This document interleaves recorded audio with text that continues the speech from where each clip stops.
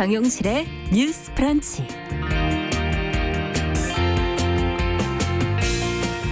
안녕하십니까, 정용실입니다. 코로나19에 최근에는 집중호우까지 휴가철이라는 말이 참 무색하죠. 직장인들 여름 휴가도 있고 또 책이 은근히 잘 팔리는 이 시기, 이 출판 시장에서는 지금 경제, 경영, 자기계발 분야 책들이 많이 팔리고 있다고 얘기를 하고 있네요. 문학이 강세였던 지난해와는 좀 다르게 이런 실용서들이 인기를 끄는 이유는 아마도 이 코로나19 사태 앞에서 다들 좀 사는 게 불안하고 또 경제적인 위기감이 높기 때문이 아닐까 하는 그런 생각이 듭니다. 자, 요즘 잘 팔린다는 책들의 제목을 좀 연결해 보면 대략 상황이 이러네요. 위기를 기회로 리부트 하고 싶지만 이제 와서 부자 되기 습관을 들이려니 힘들고, 그래서 부의 추월 차선을 타고 싶다면 돈의 속성을 알아야 된다고 하니 참 제목들이 다 부자 아니면 돈이네. 일단 하여튼 읽어보자 뭐 이런 얘기이신 거겠죠, 그죠? 공부하고 노력하고 준비하는 이런 사람들에게 세상이 좀 정직한 보답과 기회를 되돌려주는 그런 곳이 되기를 바라봅니다. 자, 8월 7일 금요일 정용실의 뉴스 브런치 시작하겠습니다.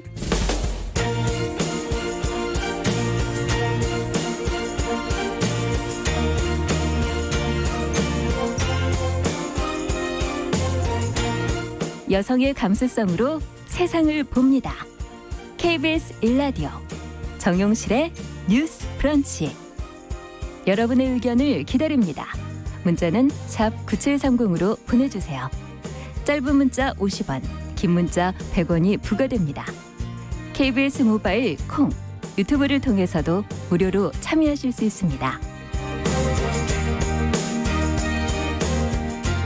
네, 정용실의 뉴스 브런치는 항상 여러분들과 함께 프로그램 만들어가고 있습니다. 오늘도 비가 좀 계속 올 수 있다는 소식들이 지금 이어지고 있어서 비 피해 상황이나 교통 상황 주변에 벌어지고 있는 게 있다면 저희에게 공유해 주시면 같이 좀 나누어서 알게 해드리도록 하겠습니다. 참여를 좀 부탁드립니다. 자, 그럼 오늘도 뉴스픽으로 시작을 해보죠. 더 공감 여성정치연구소의 송문희 박사님, 안녕하세요. 네, 안녕하세요. 전혜연 사평론가, 안녕하십니까? 네, 안녕하세요. 자, 오늘 첫 소식은 지금 통일부가 $10,000,000 규모의 대북 지원을 결정했다는 지금 보도가 나왔는데, 그러면서 또 한강댐 방류에 대해서는 유감을 표명을 했어요. 대북과 관련된, 북한과 관련된 내용을 좀 종합해서 저희가 정리해서 들어볼까요? 전혜연 평론가께서 좀 해주시겠습니까? 예, 우리 세계 키워드를 한번 나눠서 쉽게 좀 접근을 해보겠습니다. 첫 번째 우리가 주목할 열쇠말은 남북협력기금과 세계식량계획입니다. 네. 북한에 무언가 지원을 하려면 일단은 돈이 있어야겠죠. 그렇죠. 그리고 직접적으로 현금을 주는 방식은 사실 가능하지 않기 때문에 네. 어떤 방식이 될지도 관심이 모이고 있는데요.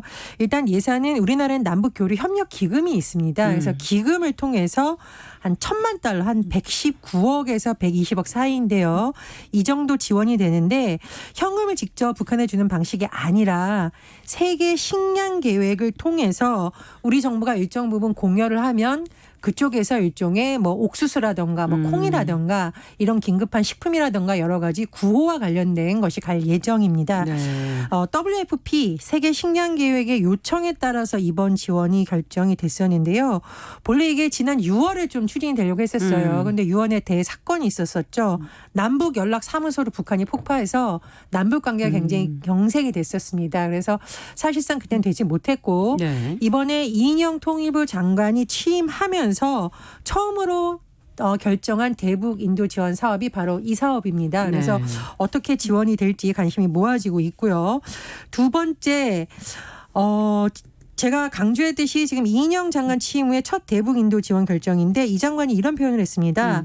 먹는 것, 아픈 것, 죽기 전에 보고 싶은 것을 인도 협력의 최우선 추진 과제로 꼽았는데요. 네. 이건 저의 먹는 해석입니다. 거, 자. 아픈 거, 죽기 전에 보고 싶은 것. 거. 제 생각에 이제 먹는 것이라는 것은 우리가 남북 관계가 경색이 됐을 때도 일부분 식량이라든가 이런 부분은 지원을 한 바가 있습니다. 네. 그거는 뭐 보수 정권이든 진보 정권이든 인도적 차원의 식량 지원 일부분 한 적이 있거든요.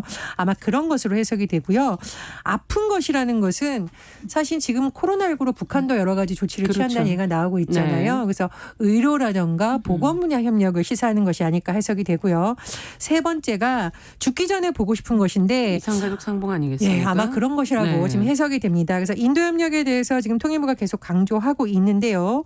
앞으로 또 어떤 것이 지원될지 관심이 모아지고 있고요. 자, 마지막 키워드 나갑니다. 임진강 상류의 환강된 수문 개방 이것을 뽑았는데요. 네. 임진강 지도를 한번 찾아보시면 남과 북을 가로질러 있습니다. 그러니까 상류는 북한에 있고 예. 아래쪽은 지금 우리나라에 걸쳐져 있는 강인데 임진강 상류의 환강댐을 북한이 우리나라에 사전 통보 없이 수문을 개방했습니다. 네. 그래서 지금 굉장히 우리 정부에서 비판을 하고 있는데 이것이 더 문제인 것이 뭐냐면요. 2009년에 북한에서 환강댐을 무단 방류하면서 우리나라 연천에서 야영하던 6명의 우리 국민이 사망하는 사건이 있었습니다. 그래서 이것 때문에 남북 간에 합의도 하고 그랬었는데 사실상 이런 것이 지켜지지 않고 있다라는 비판이 네. 나오고 있는 것이죠. 그래서 문재인 대통령도 어제 이 부분에 대해서는 유감 표명을 했습니다. 문재인 네. 대통령이 어제 경기도 연천에 찾았는데요. 북측에서 만약에 환강댐 방류 사실을 미리 알려준다면 군남댐 수량 관리에도 큰 도움이 됐었다라고 안타까움을 표시했었고요. 뭐 이인영 통일부 장관도 이 부분에 대해서는 강한 유감을 또 표명하기도 했습니다. 네. 자, 이번에 대북 지원 어떤 결정 어떻게 보시는지 두 분의 입장을 좀 들어보도록 하죠.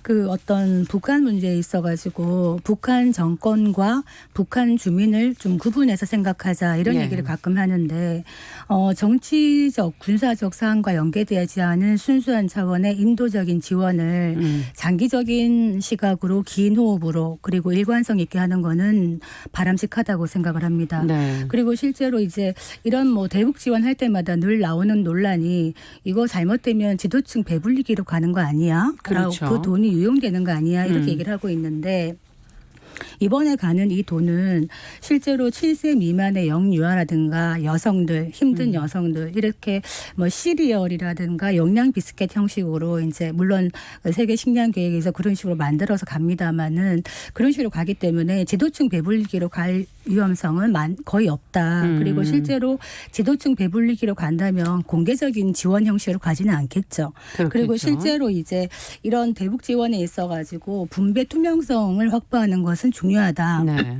그래서 지금 세계 식량 계획이라든가 아니면은 다른 이제 대북 지원을 하는 뭐 유니세프라든지 세계 보건기구라든지 네. 이런 단체에서 어떤 원칙을 갖고 있냐면 접근 없는 지원은 없다라고 해요. 접근 없는. 뭐냐면 네. 모니터링을 확실히 할 수 있다는 겁니다. 그래서 평양에 상주하는 사무소가 있고 국제 직원이 모니터링을 해요. 네. 그래서 거기 가는 것들을 공용국인 한국에도 또 공지를 합니다. 그렇기 때문에 이런 불안은 없다고 얘기를 할 수 있는데 문제는 지금 그 아까 환강댐 얘기를 했는데 환강댐 방류 예. 얘기를 했는데요. 지금 군남댐을 찾은 문재인 대통령도 있었고 이인영 통일부 장관 이런 말을 했어요. 최소한 이렇게 방류를 할 때는 우리 측에 사전 통보했어야 된다. 이렇게 얘기를 했고 김태년 원내대표가 이제 좀 옳은 말을 했네요. 그러니까 이건 남북 합의를 위반하는 속 좁은 행동이다. 매우 유감이다. 이렇게 강하게 얘기를 했습니다. 사실은 이재명 지사도 지금 4천 명 긴급 대피를 시키면서 북한에 대해서 쓴소리를 했어요. 자연재해로부터 인명피해를 막는 것은 민족으로서 최소한의 도리다. 이런 얘기를 해서 우리가 북한에 대해서 인도적 지원을 하는 차원은 또 별개로 하고 따끔하게 할 말은 해야 되는 게 아닌가 이런 생각이 듭니다. 네. 어떻게 보십니까?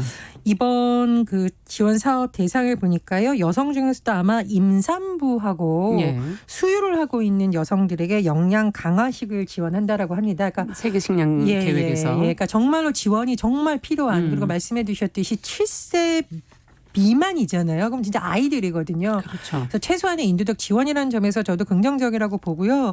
두 번째로 나아가서는 보건 의료 분야 협력이 좀 필요하지 않을까 생각이 듭니다. 지금 코로나19 상황이 뭐 북한이 어떻게 되는지 자세하게 알려지고 있지 않습니다만 사실은 우리나라에서 가장 가까이 있는 곳이잖아요. 그래서 자연재해라든가 의료 분야 같은 경우에는 우리만의 힘으로 통제하기에는 앞으로 점점 어려워질까지 네. 않을까 생각이 듭니다. 그래서 우리가 예전에 아프리카 돼지열병 할 때도 북한과에 있어서 협력이 필요하다고 했거든요. 네. 동물들이 남북을 구분하겠습니까? 이건 그게 이제 국방이나 외교 통일에서도 문제제기가 나왔던 부분인데요. 그런 부분에서는 장기적 관점에서 점차 정보를 교류하면서 협력하는 것이 필요하다. 정치적 상황과는 좀 별개로 해야만 그것이 우리 정부에게도 그렇죠. 도움이 되는 것이라고 생각을 하고요. 저는 이제 이 북한의 식량이 뭐 팔아서 무기로 쓸 것이다라는 가능성이 현재로선 낮다고 보는 게 지금 북한에서 나오는 보도를 다시 우리나라에서 보도한 것을 보면 김정은 위원장이 황해북도를 찾았다고 해요. 그래서 네. 수해 현장에서 어떤 지시를 했냐면 국무위원장 명의의 식량까지도 공급해야 된다는 것이 나왔는데 이 국무위원장 명의의 식량이라는 게요. 전쟁 대비용 예비 물자라고 보통 해석을 한다고 합니다. 네. 그러니까 지금 북한이 굉장히 식량 상황이 어렵기 때문에 일단 뭐 이것을 어떻게 팔아서 뭐 무기에 쓴다든가 이거는 현실적으로 좀 어렵다고 봐요. 그래서 비축분까지도 꺼내 써야 네, 되는. 꺼는 정말 예. 정말 뭐 전쟁용 물자까지 써야 되는 상황이라고 하니까 고려 가능성은 조금 낮다고 지금 전망을 하고요. 그다음 마지막으로 저도 이번에 그 한강댐 사태를 보면서 좀 국민 한 사람으로서 굉장히 좀 화가 나고 안타깝기도 했는데 2009년에 우리 국민이 6명이나 사망을 했다라는 거죠. 네. 그리고 이건 남북 간에 합의를 했던 사항입니다. 그 네. 사망 이후에 적어도 댐을 방류할 경우에는 서로 알려준다라는 것인데 명백히 합의를 위반한 거고요. 북한이 지금 2013년 이후로 단 한 채도 사전에 통보를 하지 않았다고 합니다. 그러면 이럴 경우에 그 우리나라에 있는 경기도의 접경 지역에 있는 주민들은 굉장히 큰 피해를 입을 수가 있습니다. 불안하네요. 예. 네, 그래서 정부 당국에서는 이런 문제에 대해서만큼은 북한과 아주 긴밀하고 좀 단호하게 어떤 약속을 받아내지 않을까 그런 생각이 듭니다. 그 지금 북한이 이제 지난 6월 16일에 개성의 남북 공동 연락사무소를 폭파를 시켰잖아요. 예. 그리고 이제 김여정 부부장이 굉장히 강경한 대남 비난을 했었고 이 남북 공동 연락사무소 폭파에 대해서 지금까지 아무런 유감의 표시나 사과도 없습니다. 네. 이런 상황인데 인도적 지원은 차치 별개로 하더라도 어제 이제 그 남북교류협력추진위원회에서 어떤 게 또 의결이 됐냐면 그 DMZ 평화통일문화 공간 조성 사업이 의결이 됐습니다. 네. 그렇게 되면은 올해 28억 9,200만 원이 나가고요. 내년에 또 32억 7천만 원, 2022년에 137억 원 정도가 소요가 된다면 네. 꽤 큰 금액입니다. 그러네요. 그런데 이런 어떤 장기적으로는 이런 사업이 필요하겠지만 지금 이 시점에 이것까지 의결하는 것은 조금 국민적인 감정에 봤을 때는 꼭 이 시기라야 하는가. 지금 사실은 물난리 때문에 많은 분들이 1,600명이 넘는 분들이 졸지에 이재민이 되셔서 많이 힘든데 이재민에 대한 지원이 사실은 그 지원 금액이나 이런 것들이 한 10년 전 수준이라 그래요. 그렇기 때문에 어떻게 보면 더 급박한 이런 상황들을 좀 돌아다 봐야 되는 시기라 네. 이 부분은 좀 급박성은 떨어지지 않겠나 이런 생각이 들고요. 북한이 지금 굉장히 힘든 상황입니다. 어제 북한의 김정은 위원장 주재로 당 정무국회의를 열렸는데 네. 거기에서 어떤 게 나왔냐면은 이번에 월북을 다시 한 사람에 대해서 코로나 걸려서 왔다 이런 식으로 얘기하면서 자가격리 2주 하고 있는데 네네. 개성시를 봉쇄를 했어요. 그래서 그러면서 거기 이제 개성이 북한에서는 굉장히 중요한 곳이기 때문에 거기에 식량과 생활보장금 지원을 하겠다 이런 식의 얘기를 했는데 북한이 지금 안 그래도 대북 제재 때문에 식량난이 매우 힘들고 거기다 코로나가 겹치고 거기다 수해까지 왔기 때문에 매우 힘든 상황이라 북한이 아마 어떤 식으로든 도움의 손길을 요청하지 않을까 싶은데요. 국제기구를 통해서. 근데 문제는 지난번에 우리가 쌀 5만 톤 주겠다고 해서 네. 북한에다가 지원을 하려고 그랬거든요. 세계 식량기획을 통해서. 네. 북한이 아직까지 받고 있지 않습니다. 그러면 그게 어디에 있는 거예요? 그 금액이 네. 지금 아직까지 그래서 지난번에 통일부에서 할 때 그 돈 돌려받자 북한이 받고 싶어 하지 않으니 그랬더니 이 정부의 입장은 아직까지 계속 지원하기 위해서 한수 조치하지 않고 있다. 이렇게 얘기하고 있습니다. 그 돈은 세계 식량 계획에 가 있는 돈이기 때문에요. 세계 식량 계획이 뭐 그것을 마음대로 집행한다던가 증발하는 돈은 들고 있는 아닙니다. 예. 그러니까 그 부분에 대해서는 다시 한번 말씀을 드리고요. 또 하나 말씀하신 부분에 대해서 저는 조금 생각이 다른 부분이 있는데 사실 남북 관계에 있어서 어떤 예산이 들거나 기금을 활용하는 사업이 나올 때마다 우리 국민도 어려운데 우리도 바꾸는 아이들이 있는데 이렇게 말씀을 많이 하십니다. 그래서 일부분 타당성이 있는데 사실 그렇게 접근하다 보면은 남북 교류 협력 사업은 계속 후순위로 밀려야 됩니다. 그래서 이인영 장관이 아마 긴 호흡이라고 강조한 부분은 결국은 우리가 남북 교류를 해서 우리도 얻어낼 것이 있는데 지금 당장 북한에 왜 그런 걸 해주냐라고 접근하면은 남북 교류가 굉장히 어렵다는 거죠. 그래서 그런 부분을 좀 짚어야 된다고 생각을 하고요. 예전 정부에서도 보면은 남북교류 협력 기금은 그 목적에 맞게 써야 됩니다. 그런데 남북 관계가 경색이 되면 이것이 쓰이지 않는데요. 그렇다고 이 기금을 다른 쪽으로 전환하는 것도 사실 법적인 논란이 되거나 그런 부분이 있어요. 그래서 국회에서 좀 논란이 있는데 저는 남북 관계는 좀 긴 장기적 안목에서 국내 우리 국민들을 돌보는 것도 매우 중요합니다만 또 일정 부분 쭉 장기적 비전을 보고 실천해야 될 과제도 있다고 생각을 합니다. 그렇죠. 그런 의견 말씀을 드립니다. 그 뭐 남북협력기금이 사실 제가 구체적인 금액이 지금 생각이 안 나는데요. 남북협력기금이 굉장히 그 막대한 금액을 갖고 있어요. 네. 그래서 사실은 전용이 안 되기 때문에 써야 되는 문제는 있지만은 장기적으로 북한과의 평화통일 공간을 조성하는 것 저는 뭐 찬성입니다만 이런 것들도 시기에 좀 맞게 해야 된다 이런 말씀을 드린 것이고요. 그래서 뭐 국내에 있는 사람들을 잘 돌보지 못하면서 북한이 하느냐 이런 측면의 말씀은 아니었고 어떤 국민적인 감성이나 지금의 시기적인 측면에서 북한이 한국에 대해서 한국 정부의 그동안의 노력에 대해서 전혀 호응하지 않고 있는 이런 상황에서 한국 정부가 계속 평화만 얘기한다는 이런 느낌도 가질 수가 있기 때문에 이런 부분에 대한 속도는 좀 조절할 필요가 있지 않겠나 이런 생각을 하는 겁니다. 근데 이게 평화 통일이라는 게 북한만을 위하는 것이죠. 예를 들면 우리나라 접경 지역, 네. 제가 늘 강조하는 강원도에서는 평화 지역. 이것이 사실 우리 국민들과 우리 군 장병을 위해서도 굉장히 필요한 거고요.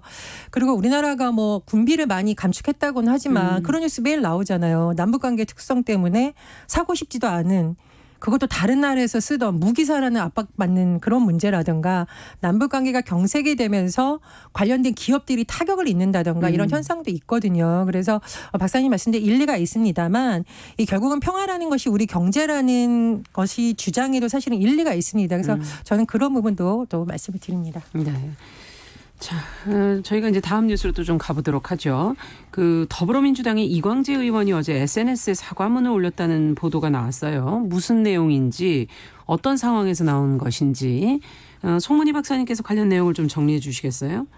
네, 이광재 의원이 네. 전륜발이라는 표현을 했습니다. 여기에 대해서 사과를 한 것인데요. 네. 그 경제부총리가 이제 금융 부분을 확실하게 알지 못한다. 그러면 정책 수단이 전륜발이가 될 수 없다라고 얘기를 한 겁니다. 네. 거기에 대해서 이제 정의당의 기재위 소속이었던 장혜영 의원이 뭐라고 말을 했냐면 질의 시간에 전륜발이라는 용어는 명백하게 장애를 비하하는 표현이다. 아. 그래서 이런 소수자를 비하하는 표현들을 조심해서 사용해라 이렇게 얘기를 했고 네. 전국 장애인 차별 철폐 연대에서도 21대 국회도 장애인 혐오 표현을 즉각 멈춰라 이런 식으로 얘기를 하고 있는데 이런 장애인에 대한 혐오나 배제 표현이 국회에서도 계속적으로 일어나고 있다는 것이 가장 큰 문제가 되겠죠. 예. 지금 이광재 의원 전에도 계속적으로 이런 얘기들이 나오고 있었기 때문에 좀 심각한 수준이다 이렇게 보여집니다. 네.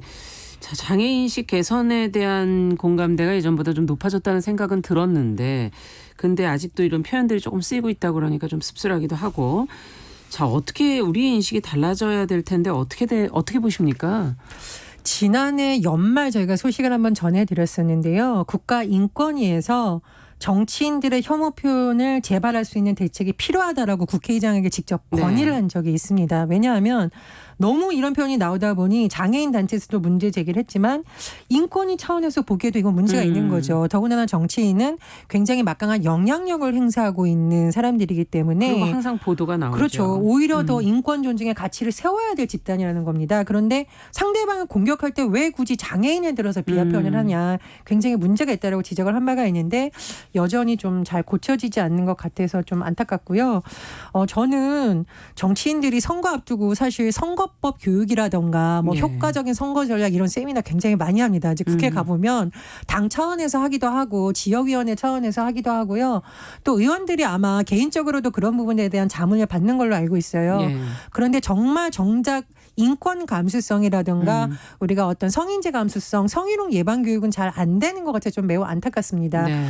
사실은요, 일반 행정직 공무원들은 이런 부분을 거의 의무 교육으로 받게 되어 있습니다. 그래서 출석 체크 막 하고 그래요. 그리고 어떤 곳에서는 승진할 때 이런 교육 받았는지 또 부서 평가할 때 네. 이런 교육 받았는지 기준을 세워서 채점하는 것도 있거든요. 근데 정치인들에 대해서는 이런 게 잘 없습니다. 그래서 민주당에서 앞으로 대선 후보들에게는 이런 거를 뭐 거의 강제적으로 교육을 시켜야 된다 이런 얘기도 나왔다고 하는데 저는 동감을 하고요. 네. 국가의 어떤 법을 만드는 집단에서부터 인권이라든가 성인지 감수성에 대한 교육을 지금부터 좀 적극적으로 받아서 몰라서 그랬다 이런 말 할 것이 아니라 오히려 더 잘 알아서 그 인권 수준에 맞는 법을 개정하는 데 오히려 앞장서야 된다고 생각을 합니다. 그 어떻게 보면은 이광재 의원처럼 오랫동안 정치하고 가장 이런 멘트에 좀 민감한 분도 이런 얘기를 자연스럽게 한다는 거는 아까 말했듯이 우리 사회에 이런 표현들이 얼마나 깊이 뿌리 박혔는가 이런 인식이 물론 제대로 교육받는 것이 첫 출발이겠습니다. 네. 그런데 문제는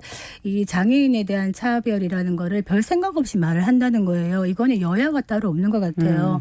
지난 1월에도 이제 미래통합당 주호영 의원이 정세균 당시 국무총리 후보자에게 어떻게 말을 했냐, 절름발이 총리라는 얘기를 했거든요. 이 정말 그 절름발이라는 이 장애를 갖고 계신 분들은 이런 말이 늘 나오는 거에 대해서 고통을 받을 수밖에 없는 그렇죠. 거예요. 그래서 이해찬 대표도 얼마 전에 그런 말을 했었죠. 뭐 선천적 장애인, 후천적 장애인 나누면서 선천적 장애인이 의지가 약하다 이런 취지의 발언을 해서 문매를 맞았습니다. 네. 그랬더니 그 문매를 또 하는 그 또 미래통합당 대변인이 논평을 하면서 이해찬 대표를 사과해라, 석고대죄해라 이런 식으로 얘기를 하면서 또 어떻게 말을 했냐. 비뚤어진 마음과 그릇된 생각을 가진 사람이야말로 장애인이다. 이렇게 또 말을 해서 어떻게 보면은 장애인과 그 장애인 당사자와 예. 가족들을 두 번 상처 주는. 그러네요. 저는 뭐 제 개인적으로 저희 집안에도 장애인이 있다 보니 제가 이 장애인 문제에 대해서 특히나 조금 더 많은 관심과 활동을 하고 있습니다만 이렇게 뿌리 깊이 놓인 어떤 장애인에 대한 차별 이런 것들은 단순간에 어떤 교육으로 되는 것은 아니고 정말 인권적인 차원에서 교육이 필요하다. 장애인에 대해서 절름발이, 꿀먹은 벙어리, 눈뜬, 눈먼 이런 식의 네. 이야기는 굉장한 상처가 될 수 있다. 또 하나 덧붙이고 싶은 것이 표현도 물론 중요합니다만 실제적으로 장애인들이 지금 코로나19 상황에서 많은 고통을 받고 있습니다. 네. 일반인도 물론 힘듭니다만은 이 장애인들은 대면 접촉을 통한 서비스를 많이 받아야 되고 돌봄을 받아야 필요하죠. 되는데 여기에서 지금 많이 소외되고 있기 때문에 이런 부분도 우리가 같이 들여다봐야 되지 않겠나 생각이 됩니다. 네. 저는 그 중진 의원에게 초선의 장혜영 의원이 따끔하게 한마디 한 거 보면서 아, 젊은 정치인들이 이래서 들어가야 된다. 사실 그러네요. 이런 생각도 했습니다. 네. 요즘 국회에서의 문화에 있어서 우리가 인식하지 못했던 성인지 감수성이라든가 혐오 문제에 대해서 탁 발언을 하는 거 보면 젊은 초선 여성 정치인들 정말 응원해 주고 싶고요. 또 하나 미디어의 역할 굉장히 중요하다. 한마디 덧붙이고 싶습니다. 올해 초에요. 그 언론계 단체 뭐 한국기자협회, 방송기자연합회 등등 한국아나운서연합회 그리고 민주언론 시민연합을 비롯한 또 시민단체 국가인권위가 모여서 혐오 표현 반대 미디어 실천 선언을 했어요. 네. 그래서 뭐 성별, 장애, 종교, 나이, 인종, 성적 지향 등을 이유로 개인이나 집단을 모욕하거나 비하하는 선전으로 차별하는 것을 정당화하지 말아라고 굉장히 강하게 얘기를 했는데요. 예. 7개의 실천 공약 중에서 제가 4번째에 굉장히 주목을 했습니다. 언론이 어떤 역할을 해야 되냐면 정치인과 고위 공무원, 종교 지도자를 비롯해서 사회적 영향력이 큰 사람이 하는 혐오 표현은 더욱 엄격하게 비판적으로 바라보겠다는 겁니다. 네. 그러니까 이런 분들의 영향력이 더 크기 때문에 더 큰 비판을 받을 수 있다라는 거죠. 그래서 제가 언론인 출신이라서 우리 언론도 이런 문제 다룰 때 조심해야 된다고 보고요. 그렇죠. 저도 이번 아이템을 다루면서 좀 공부를 많이 하게 됐습니다. 네. 그 장혜영 의원 같은 경우에 제가 늘 공감하는 것이 사실 겪어보지 않으면 모른다 이런 얘기를 많이 하는 것이 그 동생이 장애를 갖고 있기 때문에 그런 과정을 통해서 많은 생각을 하게 된 것이라 네. 그래서 장애인 당사자나 장애인 가족들이 더 많이 진출을 해서 이런 법들도 만들어 나가야 된다 생각을 하는데요. 그러네요. 이런 게 부족한 정치인들이나 지도층에 대해서 장애 인권 교육 좀 필수적으로 받는 필수 교육 코스를 넣었으면 좋겠다 이런 생각이 듭니다. 네, 그러네요. 앞서 얘기해 주신 성인지 감수성, 인권 감수성, 시민들의 수준을 따라가지 못하는 어떤 지도층도 좀 반성이 필요한 것 같고요. 자, 마지막으로는 수도권 내에 이제 불법 촬영이 잦은 지하철역, 출구 이런 데가 어디인지를 오늘부터 뭐 지도로 다 확인할 수 있다고 그러는데 어떻게 된 것인지 어디서 볼 수 있는 건지 전혜연 평론가께서 좀 정리해 주시겠어요? 예, 우리 범죄 관련해서 통계가 있는데 일반 국민들은 잘 모를 수가 있잖아요. 모르죠. 그래서 경찰청이 KT와 손잡고 이제 빅데이터 분석 작업을 했고요. 네. 행안부 소속의 국립재난안전연구원이 운영하는 생활안전지도가 있습니다. 생활안전지도. 인터넷 탁 치면 바로 들어갈 수 있는데요. 네. 그 사이트 안에 다시 불법 촬영 위험도 메뉴가 있습니다. 저도 어제 한번 들어가 봤는데요. 그것을 누르면 지하철 역내에서 발생한 디지털 성범죄와 관련한 여러 가지 위험도가 이렇게 딱 볼 수 있게 돼 있습니다. 그러니까 뭐 가장 위험한 데가 어디인지 예, 이런 이제 게 위험 나오는 등급이 건가요? 5단계로 나눠져 네. 있는데요. 그걸 구분해서 보여주고 있는데요. 이번 정보를 통해서 서울이나 인천, 경기 지역 23개 노선에 대한 조회가 좀 가능하다고 합니다. 좀 근데 저는 이거 뭐 취지는 참 좋은데 위험하다고 보여주면 결국은 여성 사용자들이 조심해라 안 이런 갈수 없는. 건데 안 갈 수가 없는 것입니다. 화장실 안 갈 수가 없는 것이기 때문에 지도를 만드는 건 좋은데 오히려 이런 곳에 대해서 그러면 어떻게 대책을 여기에 마련을 해주시면 예, 더 좋지 않을까요? 뭐 대책이 뭐 후속 대책이 나올 거라고 기대합니다만 네. 대책을 좀 더 마련해주고 불법 촬영 근절하려면은 강력 처벌해야 된다는 목소리 계속 나오고 있잖아요. 그렇죠. 이 부분에 대한 작업도 좀 같이 진행돼야 되지 않나 생각합니다. 아니 지하철 네. 불법 촬영도 정말 위험합니다만 거기는 그냥 지나가는 곳인데 이 여성을 대상으로 하는 몰래 불법 촬영은 시간과 공간을 가리지 않고 직장에서도 그리고 학교에서도 심지어 그렇죠. 그렇기 예. 때문에 큰 문제입니다. 네. 제가 막 한마디만 더 하겠습니다. 자, 불법 촬영 범죄 재범 비율 몇 %일까요? 아마 들으시면 깜짝 놀라실 겁니다. 높은 모양이죠. 75%입니다. 재범 비율이. 75%. 그러니까 이거를 물론 처벌이 능사는 아니지만 너무 처벌이 가볍다 보니 이런 범죄가 일어난다는 지적이 나올 수밖에 없습니다. 그래서 사실 억제력이 없다는 거군요. 억제력이 전혀 없다라는 예. 거죠. 하면서 전혀 두려워하지 않는다는 거예요. 그래서 저도 통계 보고 깜짝 놀랐는데요. 어쨌든 뭐 성범죄라든가 특히 디지털 성범죄 근절하라는 곳에서는 여러 가지 네. 제도적 개선이 필요할 것으로 보입니다. 그러네요. 문제가 커지기 전에 빨리 조금 예방할 수 있는 방법들을 좀 찾아봤으면 좋겠습니다. 자, 오늘 뉴스픽 전혜연 평론가랑 더 공감 여성정치연구소 송은희 박사 두 분 수고하셨습니다. 감사합니다. 자, 정용실의 뉴스 브런치 듣고 계신 지금 시각이 10시 31분 넘어서고 있고요. 자, 이번엔 라디오 재난정보센터 연결해서 뉴스 듣고 오겠습니다.